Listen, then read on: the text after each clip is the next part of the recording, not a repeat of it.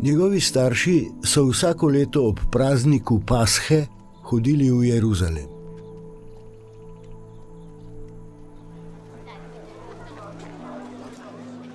Ko je bil star 12 let, so šli na pot po praznični navadi.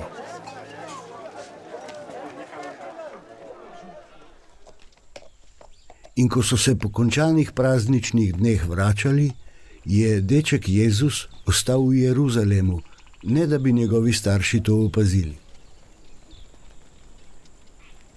Mislili so, da je pri popotni druščini in so prehodili pot enega dne. Nato so ga začeli iskati med sorodniki in znanci. Ker ga niso našli, so se vrnili v Jeruzalem in ga iskali. Po 3 dneh so ga našli v templju. Tam je sedel med učitelji, jih poslušal in vpraševal. In vsi, ki so ga slišali, so bili iz sebe nad njegovo razumnostjo in njegovimi odgovori. Ko sta ga zagledala, sta bila presenečena in njegova mati mu je rekla: Otrok, zakaj si nama tako storil? Tvoj oče in jaz sva te s tesnobo iskala.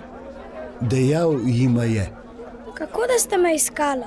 Mar niste vedela, da moram biti v tem, kar je mojega očeta?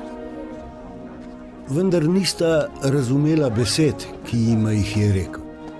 Nato se je vrnil z njima in prišel v Nazaret, ter jima je bil pokoren. In njegova mati je vse, kar se je zgodilo, shranila v svojem srcu.